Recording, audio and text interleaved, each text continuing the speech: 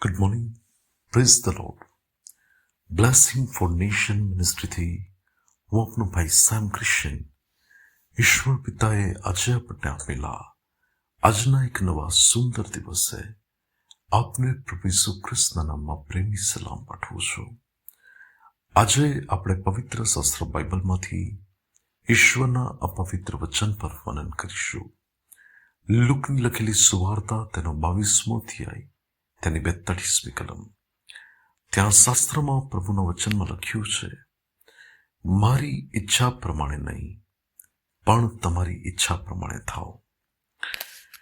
વલાઓ, આ તો પ્રભુ ઈસુ ખ્રિસ્ત દ્વારા કરાયેલી એ પ્રાર્થના છે જે ગેથસેમનીના વાડીની અંદર તેમણે પિતાની આગળ કરી હતી. વધસ્તંભે જડાતા પહેલા તેમણે પિતાને કહ્યું કે પિતા, જો બની શકે તો પ્યાલો મારાથી દૂર કરો, અને તો પણ મારી ઈચ્છા પ્રમાણે નહીં પણ તમારી ઈચ્છા પ્રમાણે થાઓ.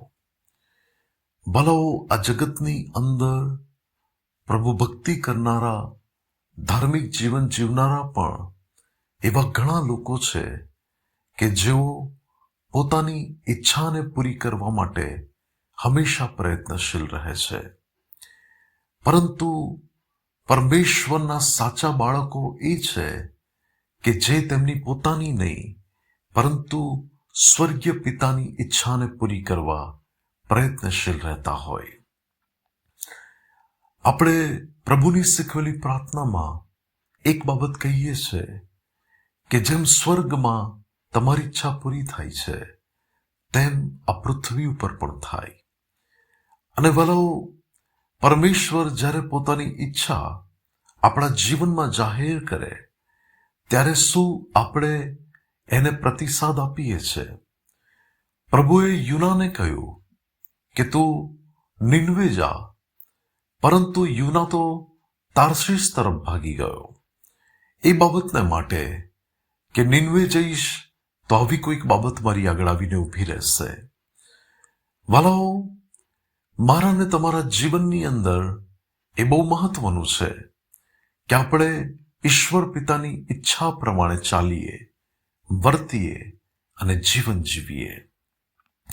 શાઉલ રાજાને પણ જ્યારે કહેવામાં આવ્યું કે તેણે આ નગરના લોકો પર ચઢાઈ કરવાની છે અને તેના સર્વસ્વને તેણે નષ્ટ કરવાનું છે, પરંતુ તેણે ઈશ્વર પિતાની ઈચ્છાને જાણ્યા પછી પણ પોતાની ઈચ્છા પ્રમાણે કર્યું અને જે રીતે તેને કહેવામાં આવ્યું હતું એ પ્રમાણે ન કરતા છેવટે તે પરમેશ્વરની એક મહાન ઈચ્છામાંથી અને યોજનામાંથી એ બાકાત થઈ ગયો.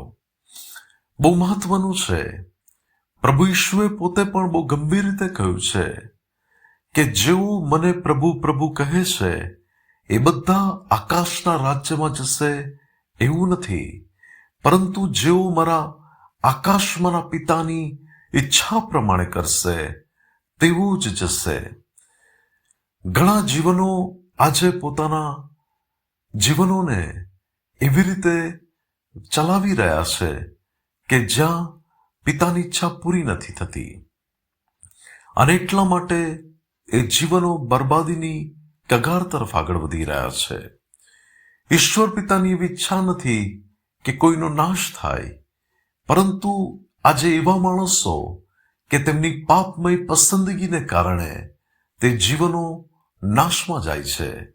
ત્યાં ઈશ્વરનો કોઈ વાંક નથી કે જ્યારે કોઈ વ્યક્તિ અનંતકાળ માટે નર્કની પીડાની અંદર જાય, કારણ કે પ્રભુએ તો પોતાની ઈચ્છાને જાહેર કરી કે તેઓ પવિત્ર જીવન જીવે, ન્યાયીપણાના માર્ગમાં ચાલે, પરંતુ માણસની પાપમય પસંદગી તેને નાશ તરફ દોરી જાય છે. વલાઓ, બહુ મહત્વનું છે આપણા જીવનમાં કે આપણે ઈશ્વર પિતાની ઈચ્છાને જાણીને એ પ્રમાણે વર્તીએ.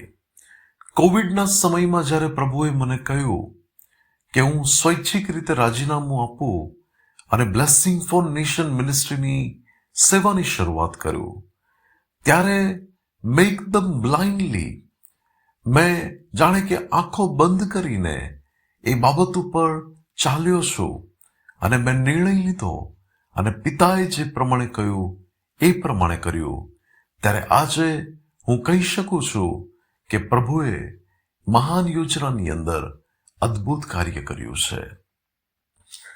ઘણીવાર અમુક પગલાં ભરવા વલાઓ કઠણ પણ લાગે. ઘણીવાર ઈશ્વરની ઈચ્છાને જાણીને એ પ્રમાણે અધીનતામાં આવવું અઘરું પણ લાગે. પરંતુ આપણે તો એની ઈચ્છા પૂરી કરવા માટે જીવવાનું છે અને તેમને જે યોગ્ય લાગે એ પ્રમાણે આપણા જીવનમાં થાય એ મહત્વનું છે. ત્યારે વલાઓ આપણે એમની ઈચ્છા પ્રમાણે ચાલીને જીવન જીવીએ અને પ્રભુમાં હંમેશા બનેલા રહીએ. પ્રભુ આજના પવિત્ર વચન દ્વારા આપણને આશીર્વાદિત કરે. આવો પ્રાર્થના કરીએ. સ્વર્ગમાંના અમારા પ્રેમાળ પિતા, અમારા કૃપાળુ અને દયાળુ ઈશ્વર, અમે તમારા ચરણોની પાસે આવીએ છીએ. પિતા, અમને તમારી ઈચ્છા પ્રમાણે વર્તવા માટે, ચાલવા માટે, જીવન જીવવા માટે અને આધીનતામાં રહીને પ્રભુ તમારા ઈરાદાઓને પૂરા કરવા માટે કૃપા આપો. પ્રભુ ઈસુના નામમાં માંગીએ છીએ. આમીન. May God bless you. Have a blessed day. Shalom.